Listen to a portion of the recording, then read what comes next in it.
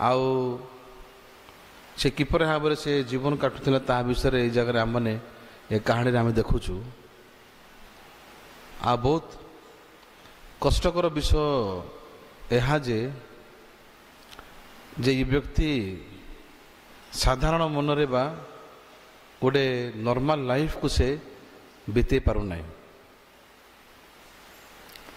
जो द्वारा से ए प्रकार जगह को जाकि से रोचे जो जगार कि मनुष्य के मत बंचवा उचित नहीं। जिते अधिक आम मैंने परमेश्वर वाक्यर भीतर गभीर को जीवा सेते अधिक आम मैंने ईश्वर वाक्यर अनुग्रह द्वारा आम मैंने अधिकतर अधिक आम मैंने जगत विषय प्रकृत परिचय को आम मैंने पाइपर। यही दिन मानक परमेश्वर मते असुस्थ लोक मान पाखक नहीं जाउछन्ते प्रार्थना करने वाक्य को प्रचार करने आउ मिसिकी कथबार्ता करने। तो मु गोटे विषय को मन पकाउथि गत दिन मानक जे आज जो फूल बहुत सुंदर देखा जाउछि आसंता समय से फूल सुखी जाकि झड़ी पड़ुछि कहीकि लिखाई बाइबल रे।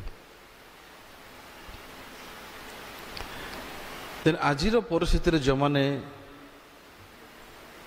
बहुत गुड़े विषय से माने निजक भावुंट आम पाखे प्रत्येक विषय अच्छी जहाद्वारा कि आमने आम जीवन को सठिक भाव में आ सुखमय भाव में आमने बीते पारू ताले ताहा सतरे कौन सठिक शर्त जहाँ से भावुंट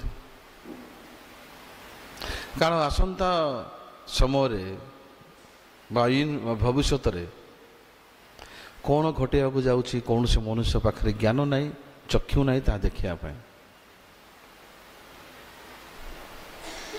तो जो समय परिस्थिति ठीक देखा जाऊँगी जदि आम मैंने अभ्यस्त उत्तम परिस्थिति खुशी रे शांति रे आउ संतुष्टतार जीवन को बीतवाई यहाँ केते दूर यथार्थ एटा केते दूर जुक्तियुक्त जदि आम मैंने चिंता करवा ताहले आम सठिक भाव में आम ज्ञान पाई परिबा एटा प्रकृति रे के मध्य सठिक विषय नहीं। तो एवरी पुस्तक 11 पद 1 पदर अनेक थर आम वाक्य को पढ़ीचु आम शुणीचु आ प्रचार भी करूँ। देन बाइबल जदि आम मूल विषय को देखा ताले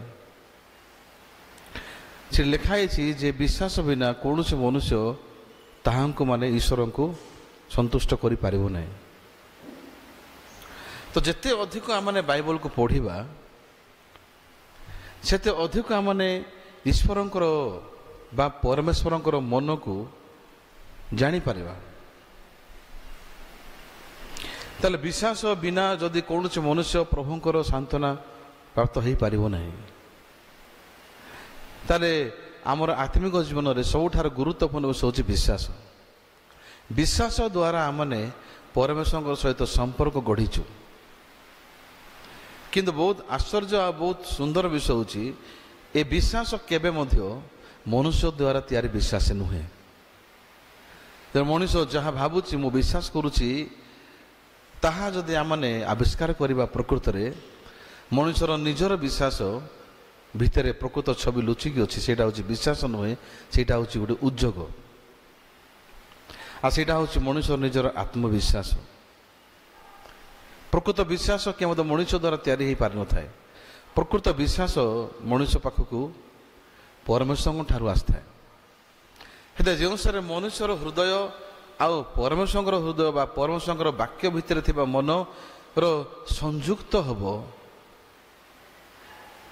से समय ठारू ईश्वर भितर थिबा समस्त विषय जहाँकि मनुष्य पाई आवश्यक ताहा स्थानांतर होकर मनुष्य पाक आसो। देन आमे गोटे लोक नुह जी कि किसी करि परिबा।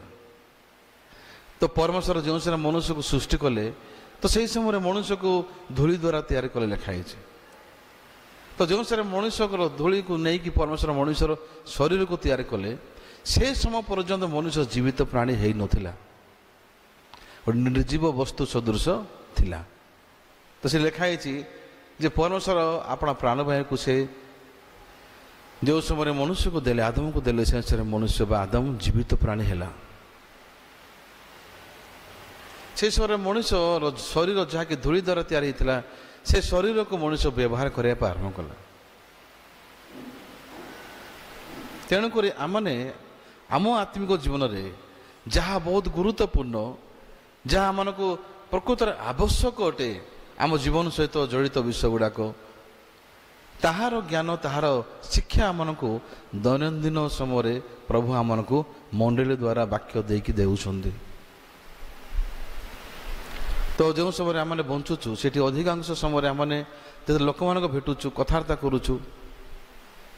ତ ମୁଁ ଯେତେବେଳେ ଗତ ସପ୍ତାହରେ ମୁଁ ଯେଉଁ ସମୟରେ ଗୋଟେ ଅସୁସ୍ଥ ଭାଇଙ୍କ ପାଖକୁ ମୁଁ ଯାଇଥିଲି, ତ ତାଙ୍କର ଶରୀର ଭିତରେ ବହୁତ ଗୁଡ଼ିଏ ସମସ୍ୟା ଅଛି। ଆଜି ସକାଳେ ମୁଁ ଖବର ପାଇଲି ଯେ ସେ ଗୋଟେ ମେଡ଼ିକାଲରେ ଭର୍ତ୍ତି କରାଯାଇଛି, ତାଙ୍କୁ ଆଉ ମୃତ୍ୟୁ ସହିତ ସଂଘର୍ଷ କରୁଛନ୍ତି ସେ। ତାହେଲେ ମୋ ପାଖକୁ ସେମାନେ ଖବର ଦେଇଛନ୍ତି ଯେ ପାଷ୍ଟରଙ୍କୁ ଟିକେ ଜଣେଇ ଦିଅନ୍ତୁ, ତାଙ୍କ ପାଇଁ ପ୍ରାର୍ଥନା କରିଦେବେ। ତ ମୁଁ ଯେତେବେଳେ ଏ ବିଷୟକୁ ନେଇକି ପ୍ରଭୁଙ୍କ ପାଖକୁ ଜଣେଇଲି ପ୍ରାର୍ଥନା ଦ୍ୱାରା, ପରମେଶ୍ୱର କ'ଣ କହିବାକୁ ଚାହୁଁଛନ୍ତି ଯେ ମଣିଷର ହୃଦୟରେ ପ୍ରଥମେ ପରମେଶ୍ୱରଙ୍କର ହୃଦୟ, ପରମେଶ୍ୱରଙ୍କ ବାକ୍ୟର ଆବଶ୍ୟକତା ଅଛି। ଯେତେବେଳେ ମୁଁ ଗତକାଲି ମଧ୍ୟ କଳିଙ୍ଗକୁ ଯାଇଥିଲି, ସେଇଠି ଆମମାନଙ୍କର ଗୋଟେ ବୁଢ଼ା ବାପାଙ୍କୁ ମୁଁ ଭେଟିଲି। ଆଉ ମୁଁ ତାଙ୍କୁ ଅଳ୍ପ ସମୟ ତାଙ୍କୁ ମୁଁ ବାକ୍ୟ କହିଲି। ତ ମୁଁ ଦେଖିପାରୁଥିଲି ଯେ ତାଙ୍କ ଶରୀର ଭିତରେ ବେଶୀ ଦୁର୍ବଳତା ଅଛି, ସେ କଥା ବି ହେଇପାରୁନାହାନ୍ତି।